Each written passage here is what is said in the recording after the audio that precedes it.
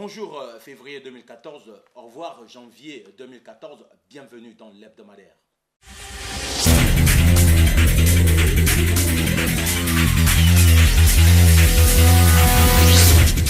Mesdames, mesdemoiselles et messieurs, bonjour et bienvenue une fois de plus dans cette émission l'hebdomadaire. Cette émission que vous recevez tous les lundis matin, histoire de vous récapituler quelques points des activités journalistiques qui sont déroulées durant la semaine. Vous savez déjà, l'hebdomadaire traite un peu les points politiques, les points de société, les points sur la culture, le sport, les faits divers et bien d'autres. Et aussi, comme je vous le dis tout le temps, je suis toujours accompagné de mes charmants et chaleureux compagnons qui sont parmi nous, tous à ma droite. Nous allons commencer par, comme j'ai coutume de la télé, le tout mignon. Mendene, bonjour, et comment s'est passée la fête? Bonjour Andros, bonjour. Plutôt bien, pas de bobo. On est là, on entame une nouvelle semaine avec bien sûr du tonus. On entame cette nouvelle semaine avec bien sûr du tonus. C'est un peu l'introduction de Mendene. Juste à sa gauche, on a la battante Asuncion. Bonjour Asuncion. Bonjour Andros, bonjour chers téléspectateurs. Bienvenue une fois de plus dans notre fameuse émission. Bienvenue dans notre fameuse émission l'hebdomadaire, bien sûr. Aussi la toute charmante, mignonne Soledad. Bonjour. Bonjour Andros, bonjour Pedro, Asuncion et bonjour à tous ceux qui nous suivent ce lundi matin. À tous ceux qui nous suivent ce lundi matin, bienvenue à l'hebdomadaire et bien bonjour. Nous allons entamer cette émission par une nouvelle triste, en commençant à souhaiter des condoléances à la famille de Carmelo Martin Modou Ebouka, qui était vice-ministre de la télécommunication, poste, Mendene, pouvez m'aider? Donc, vice-ministre des Transports, Postes et Télécommunications. Vice-ministre des Transports, Postes et Télécommunications. Nous souhaitons comme ça les condoléances au gouvernement de la Guinée équatoriale. Souhaitons aussi les condoléances en général à la République de Guinée équatoriale et à tout le monde politique pour la perte de cette éminente personnalité qui nous a quittés tristement en très jeune. Bien, mes condoléances les plus attristées, nos condoléances les plus attristées depuis l'hebdomadaire. Je le disais en préambule, l'hebdomadaire traite sur plusieurs points. Aujourd'hui, les points ont été plus ou moins choisis selon selon les événements, selon les actions. Aujourd'hui, nous allons commencer comme d'habitude par la politique.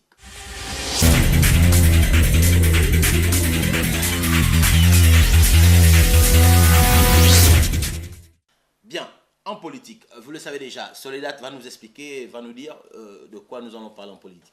Oui, Andros, en politique, nous avons deux thèmes à débattre. Nous avons premier le 22e sommet ordinaire de l'Union africaine en Éthiopie qui va se caractériser par plusieurs points.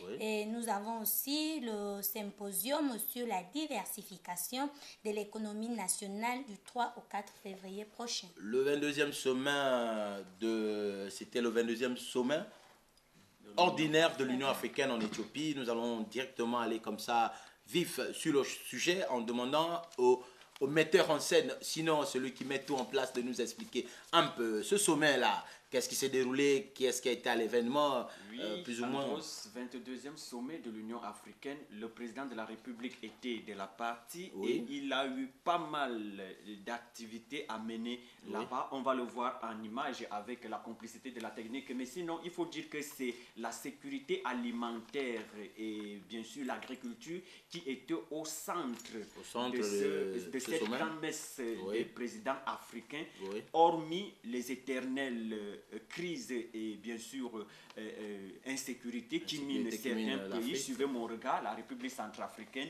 le Sud-Soudan, oui, et bien entendu la Libye ou encore l'Égypte. Oui. Donc autant de crises étaient également. Maintenant, oui, en image, première journée du président de la République, Asuncion et Maria Soledad, c'était déjà quoi là?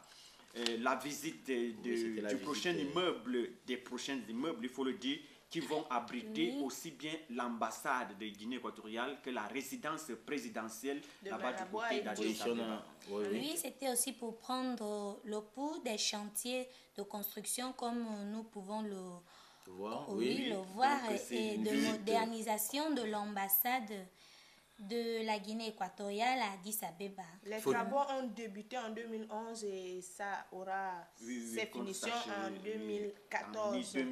Nous avons là-bas 2 immeubles de 4500 mètres carrés de 8 niveaux en plein cœur d'Addis Abeba. Il faut dire que là, nous sommes en train d'assister à l'arrivée du président au site, la visite du président au site même de 2 ces travaux. Immeubles de 8 niveaux, comme l'a dit Assumption, qui s'étendent sur une superficie de 4500 mètres carrés et ces 2 immeubles seront contigus, c'est-à-dire face à face, et c'est une entreprise chinoise qui est chargée de son exécution.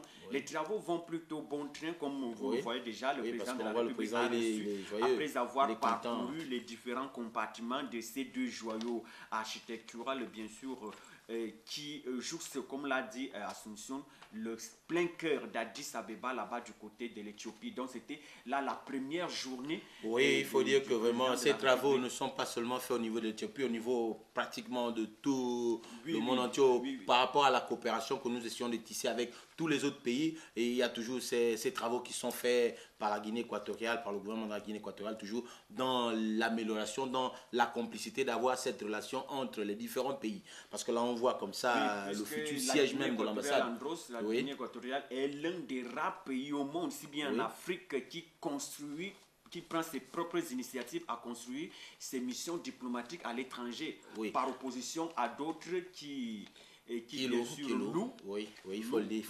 Maintenant, nous rentrons en plein pot dans la conférence, je crois. Là déjà, le deuxième point, c'est la signature du mémorandum d'accord. Là, le président de la République était aussi de la partie. Ça, c'est ce qu'on appelle le MAEP.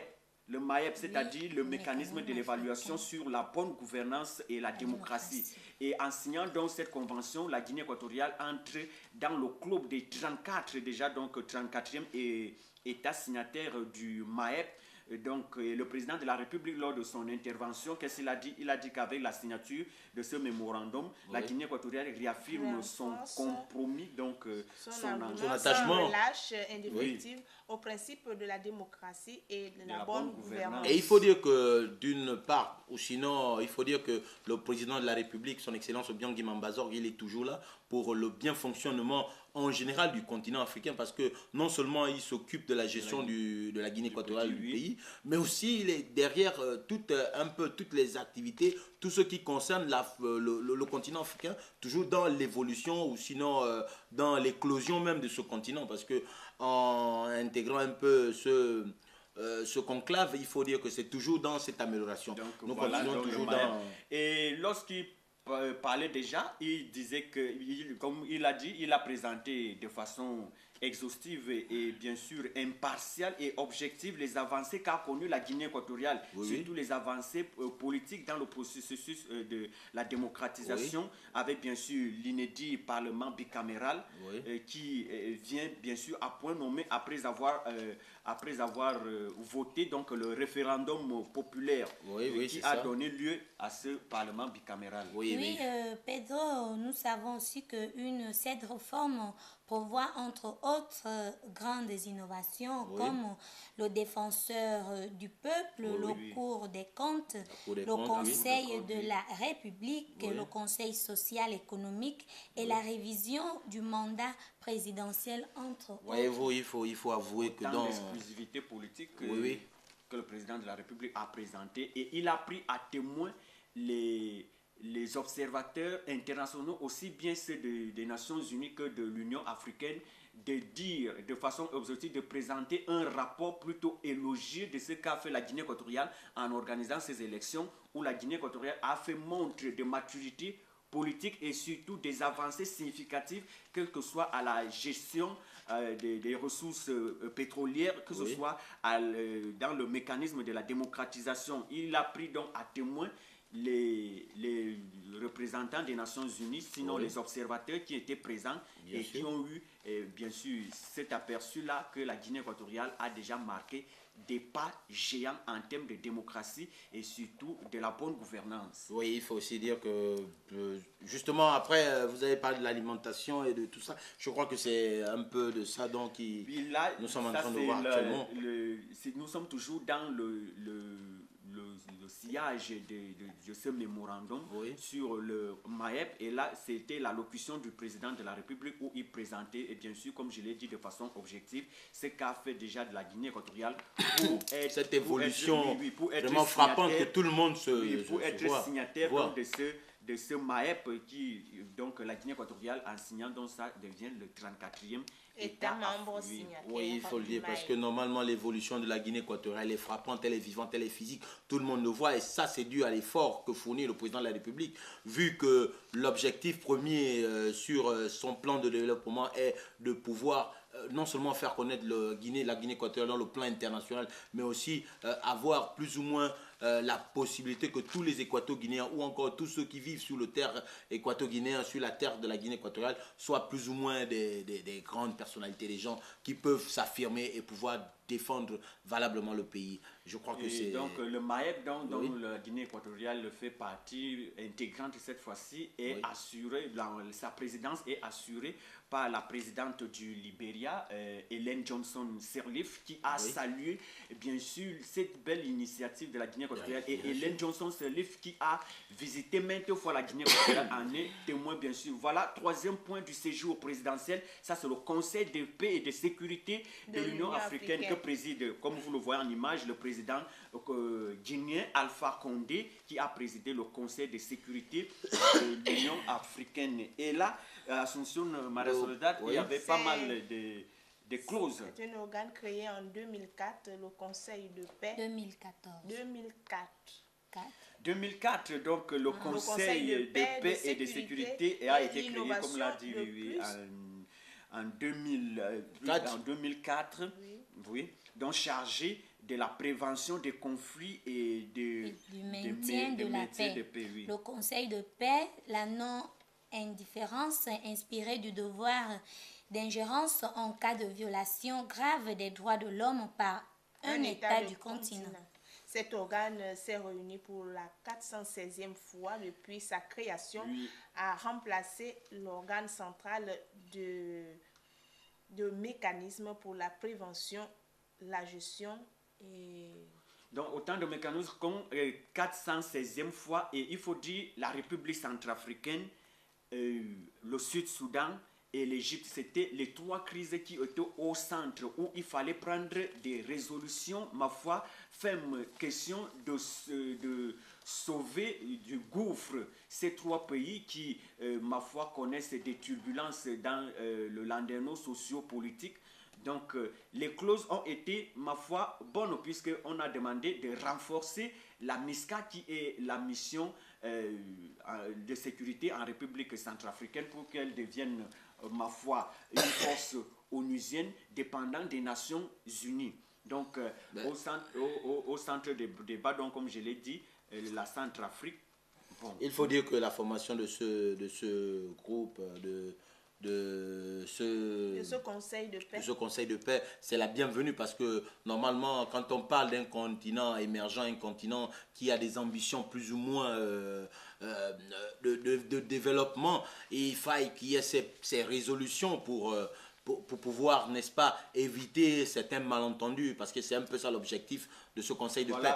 En image donc le 22e sommet ordinaire proprement dit, qui a été ponctué entre autres par les allocutions inaugurales de la présidente de la Commission de l'Union africaine et la sud-africaine Nkosazana Dlamini Zuma, avec des exclusivités telles que le nouveau président malgache Henri Rajoelinaampian, qui, bien sûr, après avoir été le Madagascar, après avoir été exclu de l'Union africaine, est revenu au galop après 5 ans de disette, c'est-à-dire de traverser le désert. L'Union africaine a trouvé bon, opportun aussi, d'enlever, de rayer le Madagascar après donc un processus de paix, un processus démocratique avec des élections qui ont porté au Henri Razonomampian comme président de Madagascar. Le Madagascar a été réadmis à l'Union africaine. Et puis, comme vous pouvez aussi le voir en image, oui. Le chef du gouvernement éthiopien passe donc le flambeau de la présidente tournante de l'Union africaine au Mauritanien Mohamed Ould Abdelaziz. Voilà, ça c'est le nouveau président malgache et Razonomampian. Ça, c'est entre autres des lauréats qu'on a présentés qui œuvrent bien sûr pour aussi bien la science que la paix en Afrique. Au niveau d'Afrique. Voilà. Oui, mais il faut d'une manière ou d'une autre dire que toutes ces activités qui se sont déroulées du côté de l'Éthiopie, c'était un peu toujours dans le bon fonctionnement du continent africain, dans l'évolution, l'émergence et le développement du continent africain, avec tout ce qui a été développé. Oui, maintenant on continue à voir, je crois que c'était... Oui, ça c'est toujours là, c'était déjà le départ du président, puisqu'il faut le dire, le sommet s'est tenu du jeudi au vendredi. Et donc, beaucoup d'activités en même temps. Le président de la République a assisté seulement à l'ouverture avec bien sûr son agenda qui prévoyait bien sûr samedi dernier. Et je crois qu'il a aussi reçu... oui, ça c'est le président kenyan. Oui. Ça c'est le président kenyan. Beaucoup d'activités du côté de l'Éthiopie. Uhuru Kenyatta qui était également de la partie. Et parlons bien sûr de ce Uhuru Kenyatta, grâce bien sûr à l'Union africaine qui a fait table rase des multiples lobbies de la CPI pour ces poursuites. L'Union africaine a dit que non, un président qui est président de la République doit jouir de son immunité comme président de la République, donc qui doit être poursuivi après son mandat. Et la Cour pénale internationale a bien eu tort et est revenu sur sa décision. C'est pourquoi Kenyatta et son vice-président seront peut-être poursuivis après le mandat présidentiel. Oui, pourquoi je voulais dire, il faut le dire, l'Union africaine en tant que telle, l'organisation de l'Union africaine, c'est plus ou moins cet organe, ce bras d'Afrique qui permet de résoudre certains conflits, certains problèmes, certaines situations que mine l'Afrique. Bien maintenant, je pense que le fait de se rencontrer à chaque fois, c'est la bienvenue, c'est des bonnes choses parce que normalement, dans l'ambition que nous tous nous souhaitons de l'Afrique, dans l'envie de voir un Afrique émergent, sans conflit, sans problème politique, sans quoi que ce soit, je pense que tous ces présidents réunis autour de plusieurs thèmes comme ça, oui, c'est toujours... il faut dire que, bon, on a seulement parlé des crises, la question des crises qui a plutôt maquillé, plutôt caché le thème principal même de cette 22e session, puisque c'était basé sur l'agriculture et la sécurité alimentaire, où il fallait aussi statuer sur le budget de cet organisme, de cet organe de l'Union africaine qui est l'UA, où ils ont prévu des chiffres tels que 400 milliards de dollars, millions de dollars plutôt, pour le fonctionnement de cette institution. Donc, autant de sujets qui ont été mis en marge de ces crises qui vraiment font encore parler d'elle jusqu'à présent, malgré quelques avancées, puisqu'on a parlé de la République centrafricaine, qui au moins a déjà sa nouvelle revenons un peu sur la participation de la Guinée équatoriale au niveau de ces activités. Il faut dire que déjà depuis, il faut le dire comme ça, il faut pas se voiler la face, depuis l'arrivée du président de la République, son Excellence Obiangui Mambazor, au pouvoir depuis les années 79, nous voyons que la Guinée équatoriale est vraiment intégrée dans toutes les activités, tout ce qui concerne un peu l'évolution d'Afrique, toutes les organisations, tout ce qui est dans l'évolution. Et ça, c'est des bonnes choses parce que normalement, on se rend compte que la Guinée équatoriale, qui a été un tant soit peu un pays un peu abandonné, un pays, on peut dire, non considéré, il faut le dire comme ça, aujourd'hui, avec l'appui de son Excellence le Président, avec tout ce qu'il est en train de faire, pour notre pays, on se sent déjà orgueilleux d'être guinéen, n'est-ce pas? Oui, et parlant de la sécurité alimentaire, la Guinée équatoriale, c'était la Guinée équatoriale qui a d'abord donné le coup d'envoi en déboursant 30 millions de dollars pour les fameux fonds subsidiaires pour la sécurité alimentaire, aussi bien dans le monde qu'en Afrique. Et pour ce sommet de l'Union africaine, la Guinée équatoriale va devenir prochainement encore un siège de la diplomatie africaine, puisque la Guinée équatoriale va abriter pas mal de sommets. Il y a d'abord le sommet Turquie-Afrique que la Guinée équatoriale va abriter en novembre 2014. La Guinée équatoriale va encore abriter le sommet arabe-Afrique, là ce sera en 2016, et puis le prix Guinée équatoriale UNESCO toujours cette année. Donc avec le climat de paix qui règne en Guinée équatoriale, la bonne gouvernance aussi. C'est ce que je suis voilà en train de pourquoi dire. la Guinée équatoriale devient encore le pôle de la diplomatie. Ça devient une plaque tournante mondiale. Oui, exactement, il faut le dire, parce qu'aujourd'hui, on voit un peu cet impact que la Guinée équatoriale est en train de... Cette empreinte, si je peux m'exprimer ainsi, que la Guinée équatoriale est en train de mettre dans le monde en général, dans le monde international, et surtout au niveau de l'Afrique, parce qu'à chaque événement, à chaque situation, à chaque quoi que ce soit qui arrive, au niveau d'Afrique et aussi au niveau mondial, la Guinée équatoriale est toujours présente, la Guinée équatoriale est toujours prête à pouvoir participer vivement. Moi, je trouve que comme déjà la Guinée équatoriale est située au centre de l'Afrique, donc ça permet en sorte que la Guinée équatoriale soit fasse un peu partie du cœur de l'Afrique. Donc, nous avons cette chance d'être le cœur de l'Afrique, et voilà pourquoi nous avons fait une ramification dans toute l'Afrique pour accueillir l'Afrique en général. Oui, c'est pourquoi il existe aussi... Assumption, mais n'oublie pas que autant que nous pouvons être le centre de l'Afrique, nous avons aussi un appui qui est notre président de la République, parce que c'est lui le père. Bon, il faut le dire comme ça, vous savez, elle l'a dit ainsi, c'est une vérité, la Guinée équatoriale est située en Afrique centrale, un point stratégique d'Afrique qui, ma foi, aujourd'hui, elle l'a dit, va représenter comme ça le cœur de l'Afrique. C'est pourquoi notre président, le président de la République, son Excellence Obiang Nguema Mbazogo, est tout le temps dans la coalition des pays africains, la paix dans tous les pays africains, l'amour, la fraternité, dans toute cette ambiance. Bien. Maintenant, avant de terminer sur ce premier point de la politique, Mendené, vous avez encore quelque chose à ajouter? Oui. Juste pour dire que le sommet de l'Union africaine a, ma foi, accouché, la montagne a accouché d'une souris, puisque les attentes qu'on attendait ont plutôt été passées inaperçues, comme on disait qu'il fallait créer un fonds sur l'agriculture et la sécurité alimentaire. Exactement. Mais c'est plutôt les crises qui ont pris le dessus, mais quand même, les clauses ont été fructueuses, ma foi, en termes, donc en théorie. On attend maintenant la pratique puisqu'il y a eu pas mal de mini-sommets en faveur de l'agriculture et surtout de la sécurité alimentaire, en dépit bien sûr des éternelles crises qui gangrènent toujours le continent africain. Bien, merci. C'était comme ça le point de l'Union africaine qui s'est tenu du côté du Corne d'Afrique en Éthiopie, et où était vivement représentée la Guinée équatoriale par son président, son Excellence Obiang Nguema Mbazogo, qui a participé à toutes les activités qui sont principalement à l'ouverture, et à plusieurs activités qui se sont déroulées du côté de l'Éthiopie.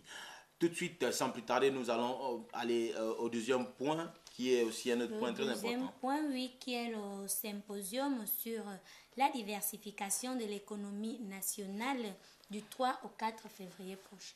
Du 3 au 4 février du mois. Bon, du 3 au 4 du mois en cours, il faut le dire. Aujourd'hui, c'est lundi et ça prend fin demain. Oui, il faut le dire. Nous allons avoir un symposium, une réunion qui va traiter les faits sur l'économie, n'est-ce pas? L'économie, la diversification de l'économie du pays. Eh bien, il faut dire que nous avons comme ça eu, je crois, l'ouverture, n'est-ce pas, Mendené, ou bien?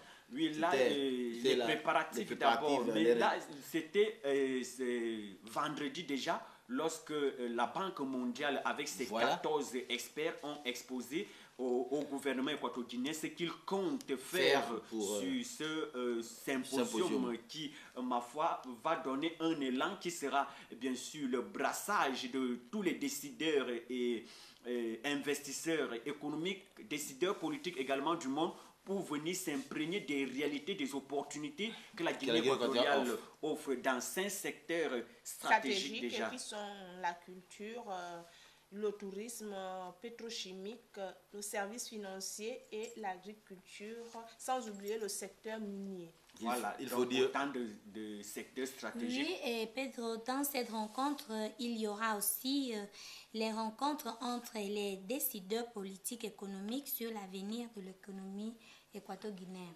Oui, ça c'était un peu le mot de...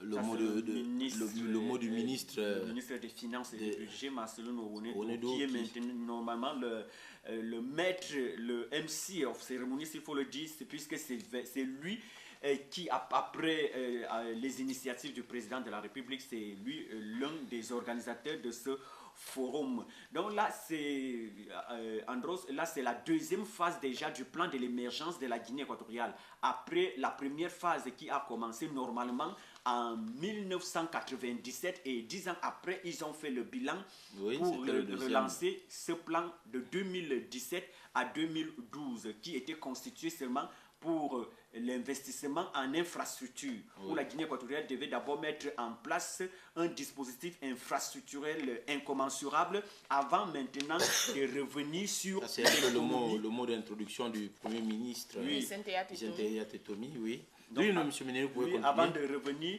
sur la diversification de l'économie maintenant, il faut donc revoir, il faut donc que les investisseurs économiques du monde viennent donner leur savoir-faire, leur expertise pour développer ces 5 secteurs que la Guinée équatoriale offre avec ses potentialités, aussi bien en agriculture, finance, culture, tourisme et surtout pétrochimie. Donc ils seront là et d'après les chiffres, puisque j'ai quand même eu cette faculté, cette opportunité de m'entretenir avec l'un des organisateurs, donc le conseiller au ministère des Finances et du budget, donc Don Estanislao Don Malavo, qui nous a bien expliqué bien sûr les rouages et même les arcanes de ce grand événement où on attend à partir d'aujourd'hui plus de 500 investisseurs étrangers et surtout la plupart sont des Africains pour bien sûr collaborer avec la Guinée équatoriale et pour faire vivre ce vivier qui est le secteur privé national qu'il faut relever et surtout public.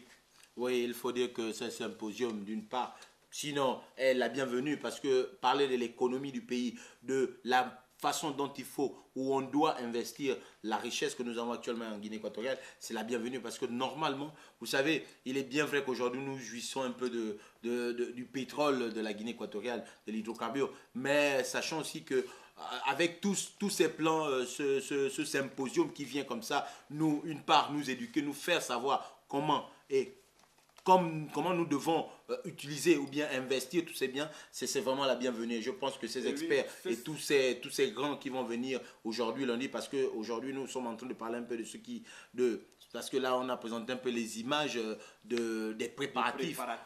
Je crois qu'aujourd'hui, la semaine prochaine, nous aurons les images, du symposium et les conclusions, les résolutions.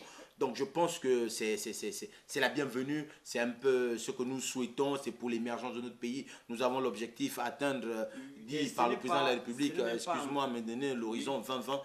Donc maintenant pour nous c'est vraiment la bienvenue. Oui, puisque ce n'est pas en vain que la Guinée équatoriale organise, ça aura un impact social avec bien sûr les jeunes qui sont au premier chef. Il faut déjà dire que la Guinée équatoriale prépare déjà la génération future.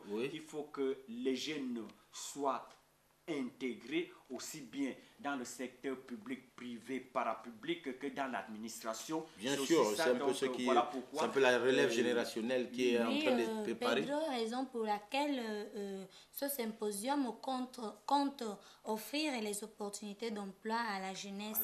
Exactement, il faut le dire parce que normalement, vous savez, ce symposium qui vient comme ça, la bienvenue pour nous nous préparer, je dis nous, parce que nous, c'est un peu la jeunesse révélationnaire, la jeunesse future de la Guinée équatoriale, qui vient ici nous ouvrir des portes pour enfin pouvoir plus ou moins bien gérer notre économie et mener à bien tout ce que nous avons comme richesse au niveau de la Guinée équatoriale. Et ça a débuté aujourd'hui, 3 février 2014, et je crois que ça s'achève demain. Nous avons présenté les images des préparatifs avec le mot d'ouverture du Premier ministre, et espérons que la semaine prochaine, nous aurons les résolutions et les objectifs et aussi les images du symposium proprement dit. Maintenant, avant de... Oui, ce qui va se passer aujourd'hui à partir de 9h, ce sera d'abord des rencontres à huis clos entre les experts, donc les conférenciers qui vont étaler cette fois-ci des conférences au palais de Sipopo. Donc ce sera des séances d'inter-échange, comme on dit dans le langage du business, des rencontres B2B, donc les tête-à-tête où la Guinée équatoriale offre. Donc ce sera ce qu'on appelle le grand rendez-vous du donner et du recevoir. Bien, bon, on ne va pas comme ça déjà vous dire ce que nous ne savons pas qui vont être conclus. Nous espérons et nous souhaitons d'ores et déjà que tout se passe selon les volontés de tout un chacun. Ça veut dire dans les bonnes choses, les bonnes manières, les bonnes formes. Bien, et ça a commencé, ça débute aujourd'hui lundi 3 février, et ça continue jusqu'à demain, et nous aurons les résolutions et les conclusions de tout ce qui va se dérouler la semaine prochaine. Bien, c'était comme ça le deuxième point de la politique, 2 points qui ont été choisis par l'équipe de l'hebdomadaire pour débattre. J'ai bien envie de signaler qu'il y a eu plusieurs autres points, comme par exemple l'ouverture de la session parlementaire. Oui, ça c'est une actualité politique qui est en perspective, puisque il faut dire que c'est juste il y a eu juste l'ouverture, le lancement officiel de la première session ordinaire de l'inédit Parlement bicaméral, puisque ce sera une session conjointe entre la Chambre basse et la Chambre haute. Oui, bon, il faut dire qu'il y a eu ce point. À part ça, d'autres points aussi ont miné un peu l'information de l'actualité de la semaine écoulée. Sauf que l'hebdomadaire a voulu choisir ces 2 points. Ces 2 points qui parlaient du 22e sommet. Du 22e sommet, le grand travail fait par le président de la République du côté de la Corne d'Afrique, et le symposium qui aujourd'hui est en train de... en Guinée. Dans quelques heures, ça va débuter. Ça va débuter. Bien. Maintenant, après ces points politiques et d'autres que je pense que nous aurons l'occasion d'en revenir, nous allons tout de suite faire un bond et aller dans le deuxième point qui est le point social.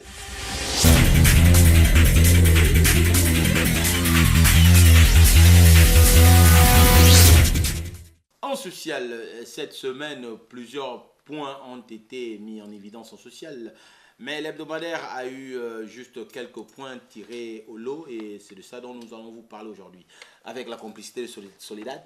Oui, Andros, le groupe de l'hebdomadaire, nous avons choisi 3 points en social. Oui. En premier, nous avons la visite de la première dame de la nation, Madame Constancia Mangue d'Obiang, au marché de Kouété à Mongomo. Nous avons aussi le deuxième vice-premier ministre, ministre de l'Éducation et de la Science, se rencontrer avec les étudiants de l'Université nationale de Guinée équatoriale, l'UNG. Nous avons aussi le meurtre d'un jeune. Le meurtre, je pense que c'est en fait divers. Oui, bien. Oui, le fait divers, ça fait aussi partie du social. Oui. Bien, mais en social, comme elle l'a dit, on a la première dame Madame Constancia Mangue d'Obiang, qui est allée comme ça faire une visite au marché de Kouété à Mongomo. Elle a déjà cette habitude de rendre visite aux femmes commerçantes, toujours pour propulser, pour motiver ces femmes qui sont là tous les jours pour essayer de faire le commerce en Guinée équatoriale. Maintenant, cette fois-ci, elle s'est retrouvée du côté de Mongomo. Elle a eu un entretien, je crois, avec toutes les femmes où elle a pu faire beaucoup de choses. Maintenant, mise en place. Oui, comme d'habitude, après le marché d'Onkwantoma, là-bas de Bata, cette fois-ci, elle s'est rendue à Mongomo, question de s'imprégner des réalités quotidiennes de ces dames, ces commerçantes. Voilà, on voit un peu l'arrivée, on voit comment elle arrive. Ça, c'est son arrivée triomphale, bien sûr, à Mongomo, par la meute des commerçantes qui étaient visiblement émues, contentes d'avoir leur hôte là. Ça, c'est la motion de la présidente du marché Kouété avec des annonces fortes, Assumption. Nous voyons les présents qui ont été remis. Nous voyons la donation des commerçantes à la première dame de la nation. Et comme vous le savez, la première dame de la nation, c'est une femme qui est très ouverte pour tout le monde. Elle est très ouverte pour tout le monde. Donc, à chaque fois qu'elle marque un point, elle marque un pas, c'est pour aider, c'est pour soulever, c'est pour lever une situation comme une autre. Ils ont reçu, ces commerçantes, 20 millions. Et aussi, la première dame a promis un prochain marché, un nouveau marché à Kouété. Il faut faire un petit récapitulatif parce que normalement aujourd'hui on voit la première dame qui est au marché de Mongomo, mais avant, la première dame avait déjà visité les femmes des marchés. La semaine, je crois, écoulée, où c'était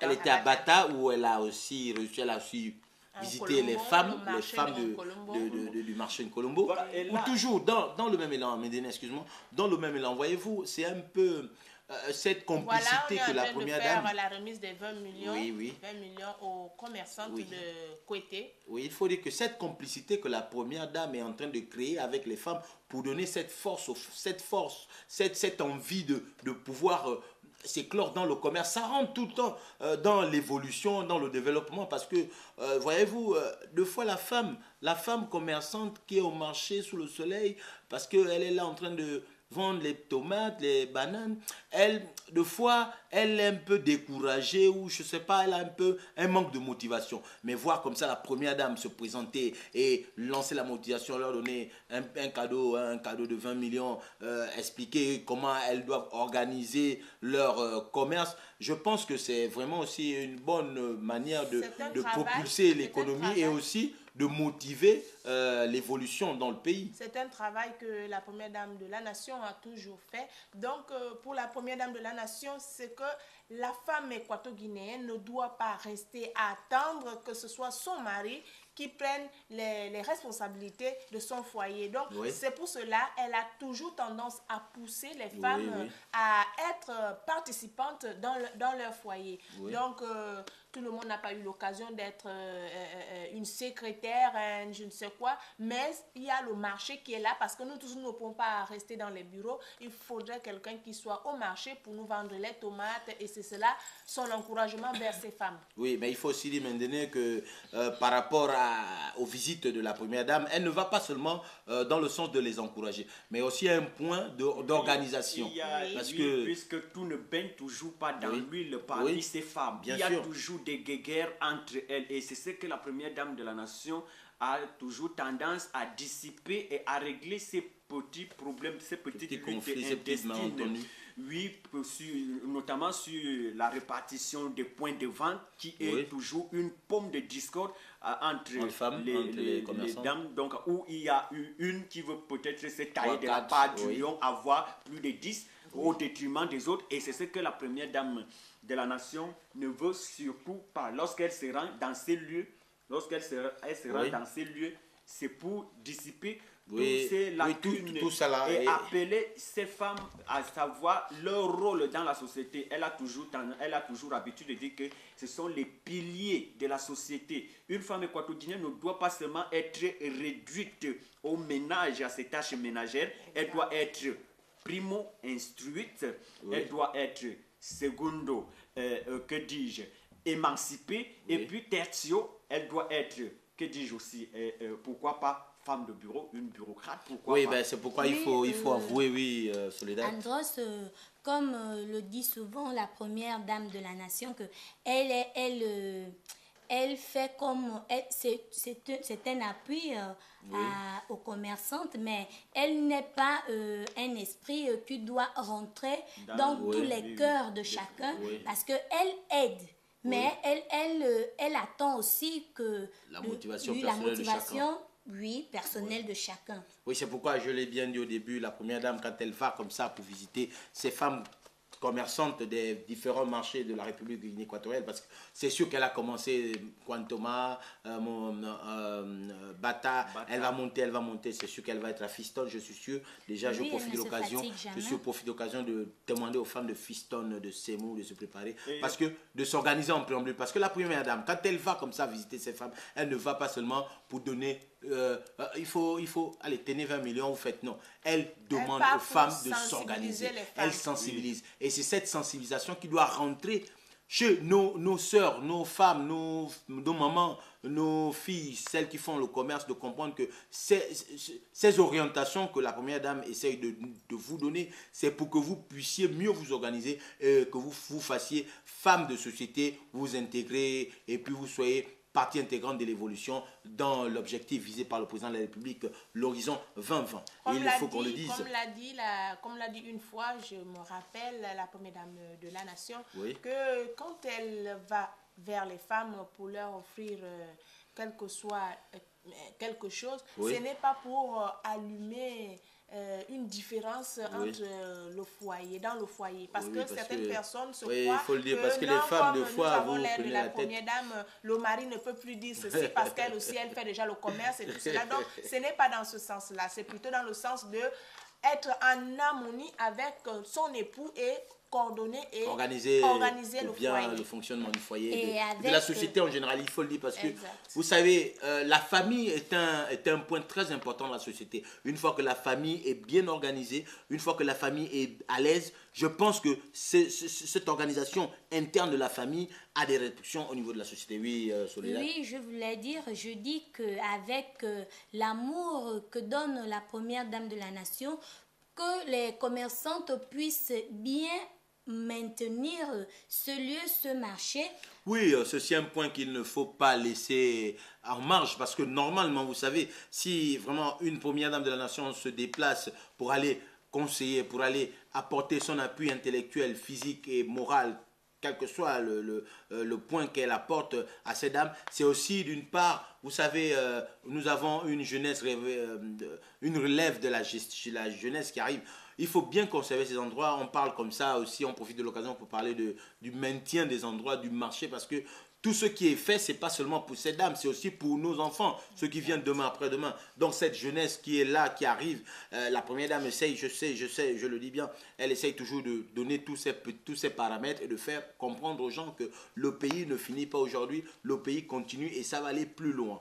Oui, donc... Et à part les 20 000 qu'elle a offert aux dames, 20 millions pour les 20 millions, je réitère 20 millions qu'elle a donné aux femmes, elle a aussi promis la construction prochaine d'un nouveau marché parallèle à celui de Kouété, qui est déjà dans la phase préliminaire de construction, c'est encore au déblayage et terrassement. Et donc, paraît-il, le marché de Kouété s'avère déjà exigu, sinon petit, pour toutes les contenir toutes ces commerçantes. Voilà pourquoi il faut encore désengorger d'autres pour un nouveau marché qui sera réhabilité d'ici la fin de l'année. C'est ce qu'elle a dit. C'est pourquoi maintenant j'ai aussi bien envie de titiller un petit point, voyez-vous.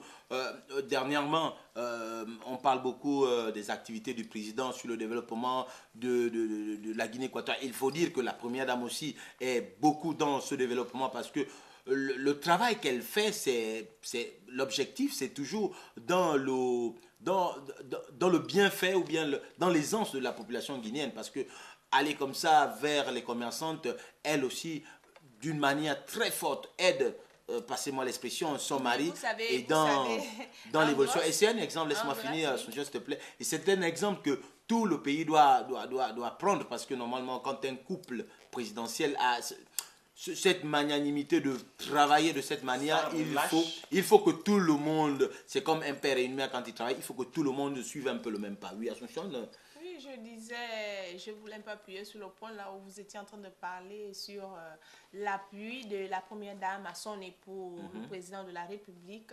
Donc, le développement de la Guinée équatoriale ne dépend pas seulement du président et de la première dame, sinon par contre de toute la Guinée équatoriale. Voilà pourquoi c'est l'exemple que donne la première dame de la nation, parce que quand elle donnait l'appui à son époux, c'est pour donner l'exemple à tous les Équato-Guinéens, à leur faire comprendre que l'appui d'un Équato-Guinéen a fait le travail de toute la Guinée équatoriale. Donc, nous tous, nous formons la Guinée équatoriale et nous devons mettre un peu de nous pour que le développement de la Guinée équatoriale mène sa suite.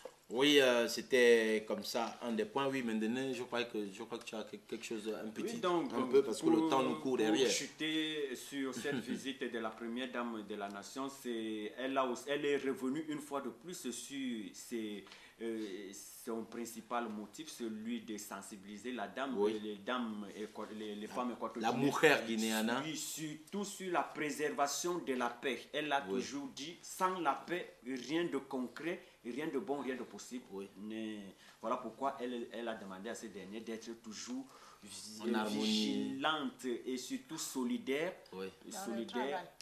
Dans le travail. Donc, question déjà d'être unis, puisque tout ce qui est uni ne peut jamais être en conflit. Voilà. Bien, le premier point comme ça, c'était avec la première dame que nous, déjà depuis l'hebdomadaire, nous félicitons tout ce qu'elle fait pour la femme équato-guinéenne en particulier, sinon l'équato-guinéen en général, cet appui qu'elle apporte toujours à ces dames, à ces femmes qui, ma foi, deux fois, elles se sentent un peu découragées. La première dame est là, elle donne des conseils, elle donne de l'encouragement, elle motive pour que vous n'ayez pas un brin de désespération ou de découragement.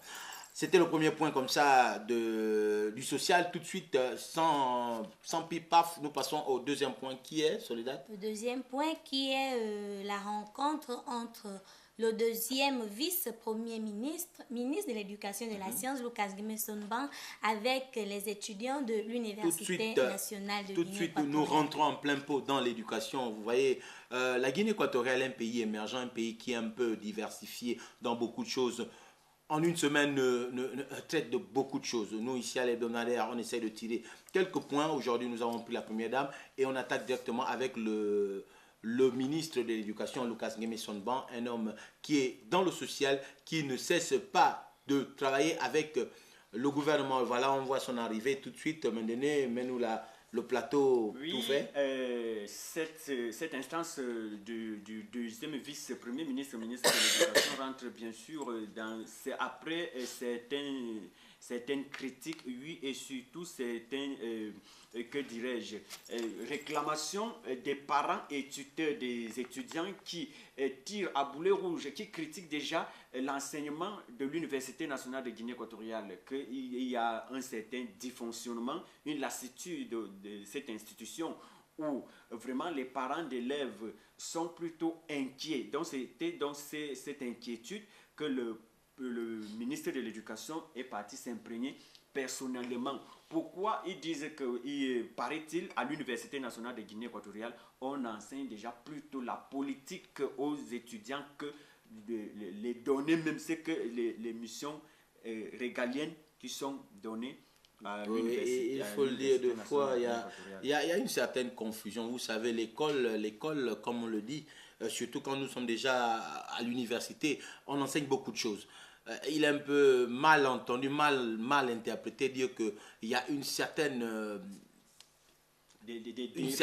dérive qui est faite. Parce que je pense qu'aujourd'hui, nous avons les exemples des jeunes équato-guinéens sortis de l'université qui valablement représentent notre pays ici en Guinée ou hors de la Guinée, parce qu'ils ont suivi une bonne éducation. Je pense que normalement, si le deuxième vice-premier ministre s'est approché aussi, c'est pour enlever ce qui procure cette idée un peu bizarroïde qui mine un peu la tête de certains parents. Mais il faut le dire parce que normalement, l'Université nationale de Guinée équatoriale, c'est une université qui enseigne des talents, qui enseigne des élites, parce que normalement, comme on le dit tout le temps, il y a beaucoup de ressortissants de cette université qui font preuve de maturité au niveau social. L'université, normalement, c'est comme qui dirait, le centre névralgique d'un État. C'est là-bas la source de ce que... Moi, j'ai coutume d'appeler l'université le cimetière de l'intelligence. Voilà, le cimetière de ce que les philosophes appelaient déjà l'intelligence, où tu as dit, où il faut apprendre les morales,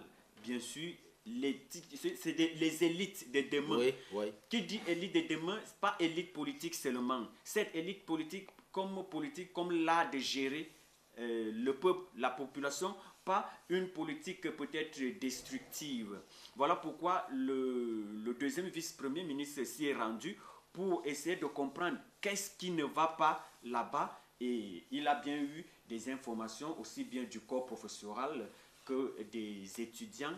Et il a essayé de dissiper ces préoccupations entre les parents et... Oui, Pedro, et Lucas Nemesonbang a aussi rappelé que l'université n'est pas une institution indépendante du ministère de l'Éducation, sinon que ces deux institutions doivent travailler côte à côte en harmonie et en compréhension pour son bon fonctionnement. Oui, parce qu'il faut le dire, une université, comme je l'ai dit tout à l'heure, c'est un peu le cimetière de l'intelligence. C'est là-bas où, on va le dire comme ça, même si beaucoup peuvent discuter de ça, c'est là-bas où naissent les élites du pays. C'est après l'école primaire, secondaire, à l'université où déjà on dessine déjà ces futurs dirigeants de notre pays. Et c'est là-bas où s'est approché le deuxième vice-premier ministre Lucas Ngemeson-Mban pour essayer de dissiper quelques malentendus qui ont eu lieu par rapport aux parents et aux élèves de cette université. Bien, beaucoup d'autres choses aussi, comme je le dis à chaque fois, ont été dit sur le social. On a eu beaucoup de points sociaux cette semaine écoulée. Je ne sais pas, Ménéné peut me rappeler 2-3 points comme ça. Par exemple, en médecine, en santé, oui, où il y a une vingtaine d'Équatoriens ont rallié Abidjan, la cité capitale économique de la Côte d'Ivoire, pour 4 ans d'études en médecine. Donc, c'était le week-end écoulé, a priori, qu'ils ont pris le vol pour Abidjan pour 4 ans. Oui. Là, ça rentre toujours dans la politique gouvernementale de former des ressources humaines équatoriennes pour, bien sûr, une santé pour tous, comme le dit bien sûr le slogan du fameux Horizon 2020. Bien, beaucoup d'autres choses ont été dites, beaucoup de nouvelles sociales, juste que ces 2 points ont été un peu les deux points du social pris par l'équipe de l'hebdomadaire. Et tout de suite, comme l'annonçait un peu en anticipation Soledad, tout à l'heure, nous allons directement aller aux faits divers.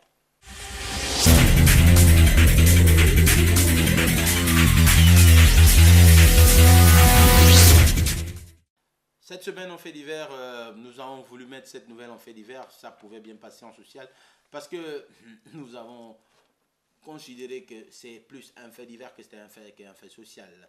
Bien en hebdomadaire cette semaine, un fait divers un peu bizarre, étrange et triste. Soledad? Oui, j'ai dit que c'était le meurtre, l'assassinat d'un jeune homme à Nobone.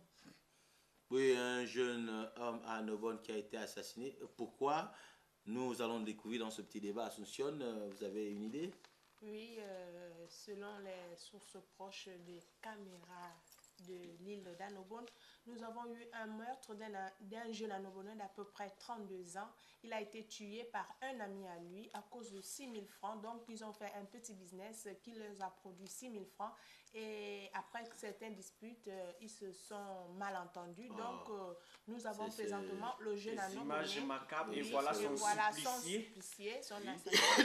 Donc, l'assassin nous dit... Il faut dire que le jeune homme a été sauvagement abattu en préambule. Il a été vraiment bien maltraité par son avant de rendre l'âme. Et lui, il dit que bon, il n'avait pas l'intention.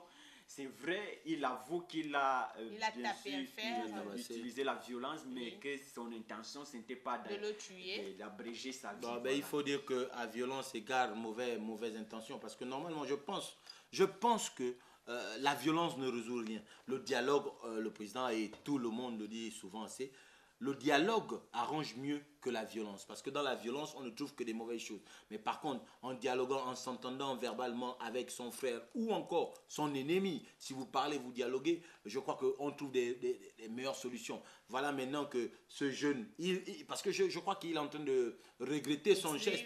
Parce que quelque chose de remords. Oui, il a des remords. Comme on le dit en espagnol, cosas que ocurren, ce sont des choses qui arrivent. Parfois, une personne n'a pas l'intention de faire quelque chose, mais quand vous l'avez déjà évoqué, le diable aime écouter ces manières de le prier parce que c'est une prière. Quand vous dites « je vais vous tuer », il est là présent pour faire du mal. C'est tout ce qu'il attend. Donc, le fait de penser à faire du mal, il se présente et il vous aide à faire ce mal. Lui ne sera jamais derrière les barreaux. C'est toujours vous qui allez vous trouver derrière les barreaux. Oui, Assumption, je veux ajouter que dès le premier moment où vous pensez à la violence, sachez que toutes les mauvaises choses, je ne sais pas, toutes les conséquences vont tomber sur vous. Oui, bah c'est pourquoi voilà, on voit le jeune homme déjà le décédé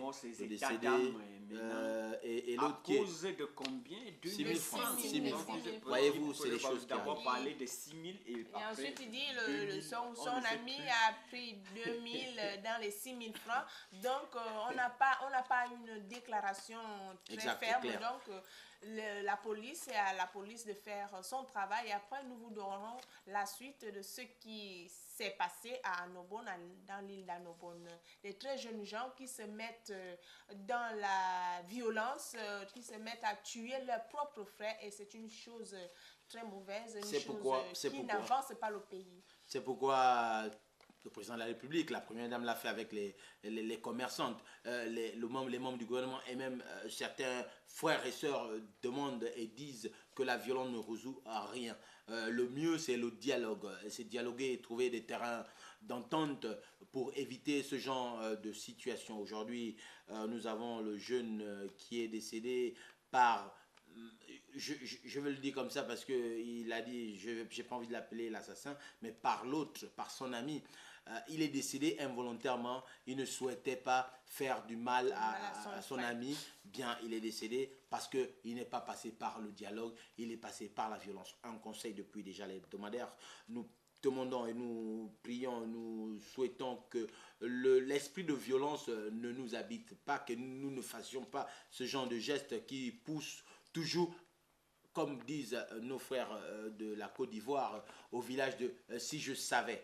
Parce que quand tu empruntes le chemin de « je m'en fous », tu te retrouves toujours au village de « si je savais ». Bien, on ne va pas s'atteler longtemps sur ce fait divers qui est vraiment très triste. Et profitant de l'occasion, à souhaiter aussi les familles éplorées, les condoléances, parce que ce qui est arrivé, c'est toujours dur. C'est dur de perdre un air, quelle que soit la situation ou la façon dont l'être nous a quittés. Bien, le point, c'était le seul point du thème du jour, le seul point du fait divers. Aujourd'hui, on n'a pas eu vraiment de thème culturel, ni de thème sportif, mais on va comme ça vous dire 2-3 petits trucs sur la culture. Il y a eu des expositions de cadres du côté des centres culturels. Où certains artistes équatoriens ont étalé leur talent à la merci du public, question de s'abreuver un tout petit peu de leur talent et pourquoi pas d'être des futurs talents de demain et solliciter peut-être leur planche qui, ma foi, n'était pas mal. Des belles peintures. Belles peintures, bien. Et je crois que la femme aussi avait déjà fait une exposition du côté de Cuba. Cuba, oui. Ben, en sport, rien de très spécial, sauf que The Panthers est en train de se préparer pour entraînement dernièrement. Et aussi, vous avez dit... Les préparatifs pour la Ligue. Oui, la Ligue nationale, oui. Voilà. Il y a beaucoup d'activités. Et surtout à Konangui qui s'apprête déjà à affronter son prochain adversaire pour les préliminaires de la Coupe de la CAF. Donc d'autres qui s'apprêtent pour la Ligue des Champions. C'est en tout cas l'atmosphère sportive qui règne en Guinée équatoriale. Tous les clubs sont en préparatif. Bien, déjà pas de grandes nouvelles culturelles, pas de grandes nouvelles sportives, un peu de petits points comme ça établis ici et là, et nous vous laissons quelques instants et nous retrouvons justement après cet élément.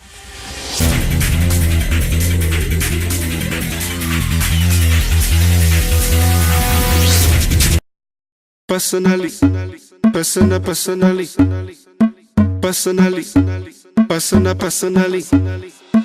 Personally, I rock your body. I promise you go home, you won't tell daddy. I give it to you like you never had it. Screaming, churching, like speaking Chinese.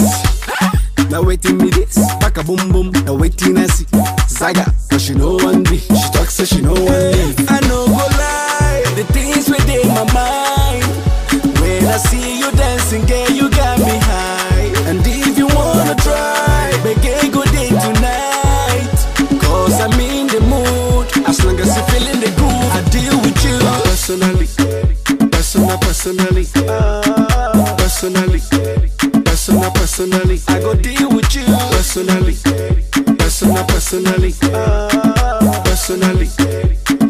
personally, I go deal with you.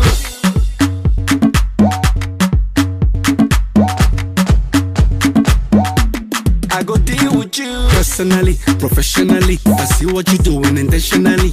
Get me want it physically, so give it to me radically. Emotionally, psychologically, you're turning me on biologically, sexually, dramatically. And she talks so she know what I know go lie, the things within my mind. When I see you dancing, girl, you got me high. And if you wanna try, begin good day tonight. Cause I'm in the mood, as long as you feeling the groove, I go deal with you. Personally, personally, I go deal with you.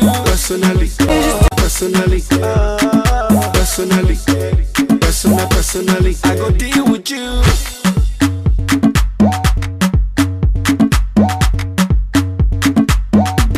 I go deal with you. Yeah, exceptionally. No reason spiritually. Money speaking so drastically, magically, internationally. Abatically. Grammar, now for dictionary. Saga, but she know one day. She talks so she know one day. I know go lie, the things within my mind. When I see you dancing, girl, you got me high. And if you wanna try, begin good day tonight. Cause I'm in the mood, as long as you feeling the groove, I go deal with you. Personally,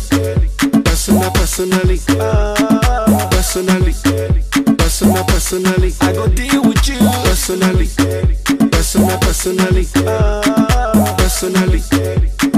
Personally, I go deal with you.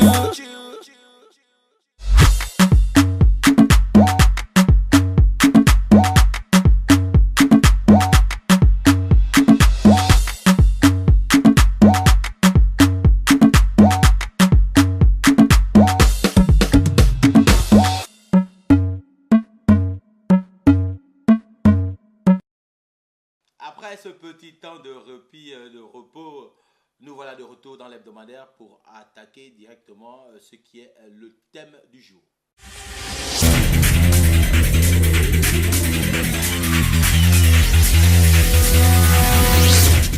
Cette semaine, l'équipe de l'hebdomadaire a choisi un thème plus ou moins au profit des jeunes. Les jeunes de la Guinée équatoriale en particulier et en général les jeunes du monde. Nous avons choisi comme thème la relève de demain, les jeunes relèvent de demain. Aujourd'hui, comme vous le savez, pendant une dizaine de minutes, nous allons débattre sur ce thème et c'est juste après cette petite transition.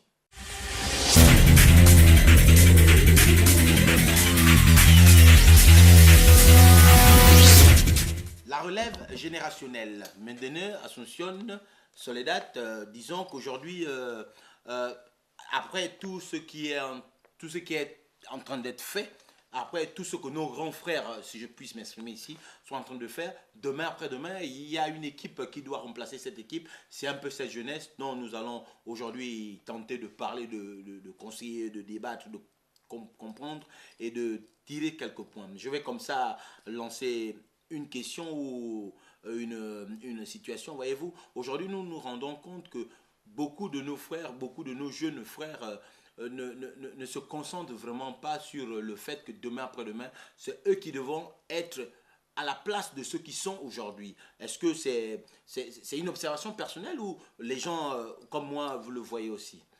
Il faut dire que la problématique dans ce sujet, c'est de savoir est-ce que la jeunesse équatorienne est vraiment consciente de cette responsabilité qui les attend déjà au tournant d'assumer avec brio cette responsabilité d'être la relève de cette nation.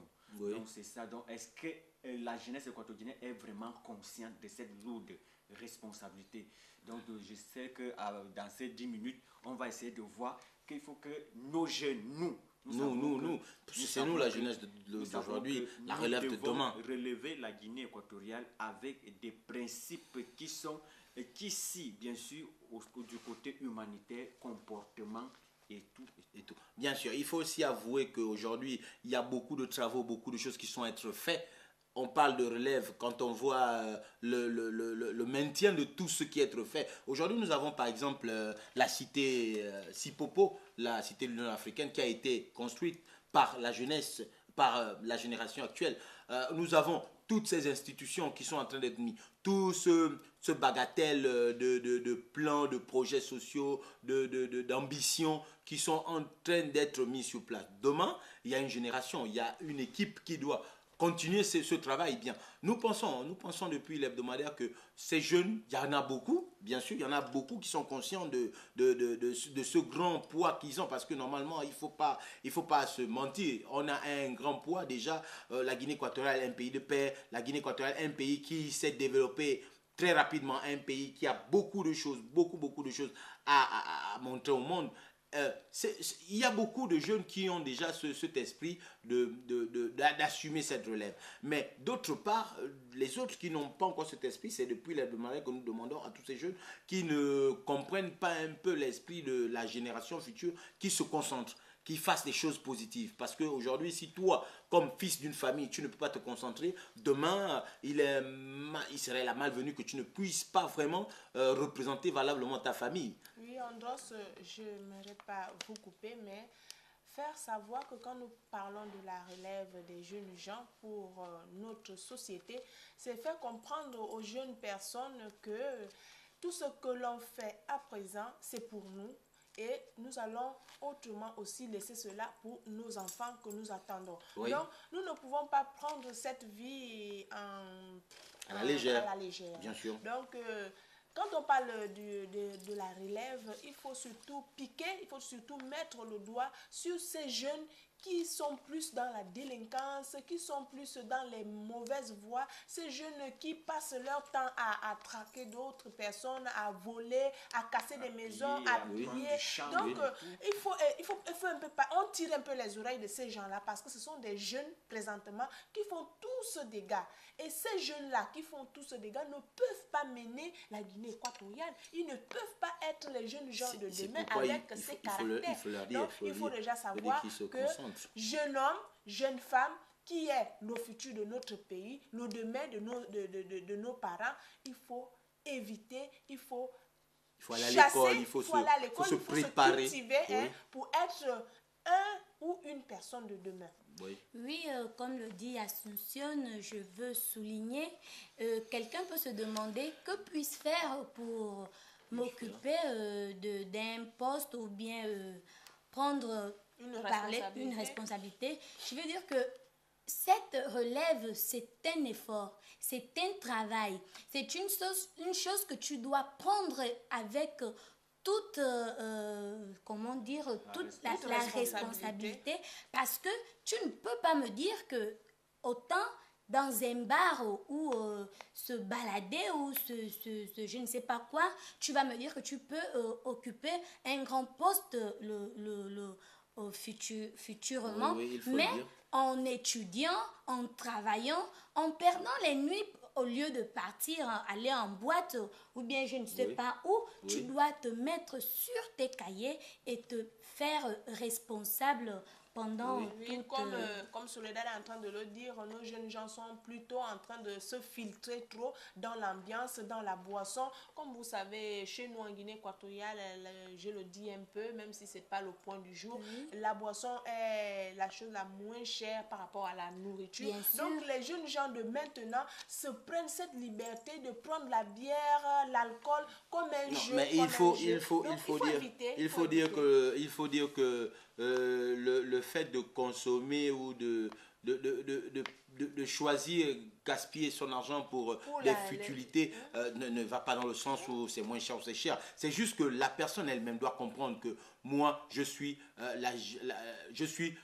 celui qui va s'occuper de certaines choses demain, celui qui va faire des choses que les grands sont en train de faire. Et cette personne doit être consciente, doit comprendre que moi, qu'est-ce que je dois faire pour préparer ce travail qui m'est réservé? C'est comme je l'ai dit tout à l'heure, dans une famille, un père, quand il a un fils, il espère du bien pour cet enfant. Et si l'enfant là ne peut pas lui-même comprendre que je dois assumer, je dois me préparer parce que demain, après-demain, je dois prendre la position qu'a mon père actuellement, c'est un peu décevant. C'est pourquoi depuis l'hebdomadaire, nous demandons à tous ces jeunes qui sont un peu dérivés, qui ne veulent pas un peu suivre la droiture de la société, parce qu'il faut dire que dans tout milieu, il y a des règles. Et ces règles-là, il faut les respecter. Le respect du fait d'être une génération future positive.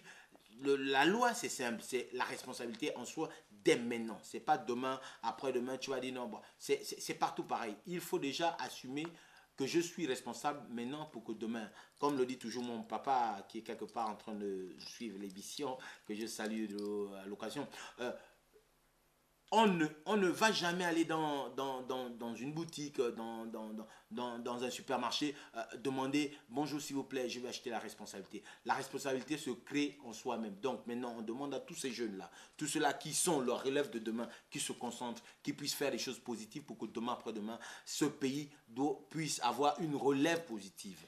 Oui, Andros, Assumption, pardon, nous avons un dit que nous disons toujours... on ne vit qu'une seule fois. Donc, je veux rappeler, on ne vit qu'une seule fois. C'est pas seulement en faisant des mauvaises choses. On peut le dire aussi, on ne vit qu'une seule fois, faisant des bonnes choses.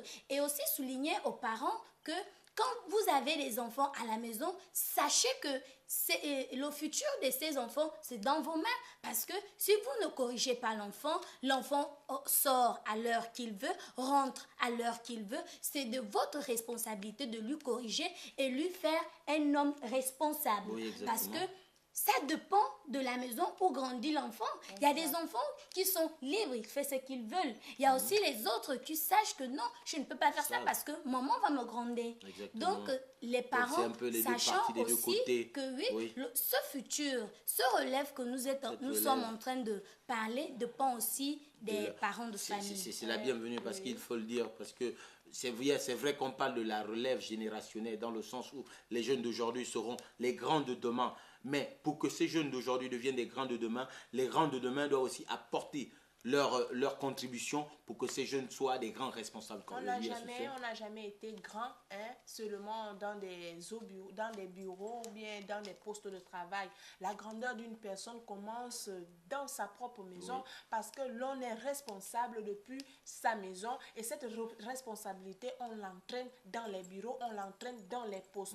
Comme disait Maria Soledad tout à l'heure, que nos parents sont en partie les coupables de certaines choses que font leurs enfants, leurs jeunes enfants qu'ils attendent. Parce que regardons, nos parents attendent de nous, mais qu'est-ce que le parent a donné avant d'attendre? Il faut d'abord donner une bonne éducation, il faut d'abord bien former son enfant, il faut d'abord bien conduire son enfant pour que le jour de demain, vous soyez orgueilleux de ce que vous avez comme enfant. Parce que, comme disait Soledad, on ne vit qu'une seule fois. Moi, je dis oui, on ne vit qu'une seule fois corporellement, mais on vit éternellement à travers nos enfants. J'ai 5 enfants aujourd'hui, je pars, je meurs, mais les habitudes que j'ai donné à mes enfants reste avec mes enfants et l'on pointe toujours le doigt sur mes enfants. Ça, c'est l'enfant de tel, ça, c'est l'enfant de tel, ça, c'est... Et quand l'enfant est au contraire un délinquant, on dit ça, c'est la délinquance qui provient de la famille d'Assumption.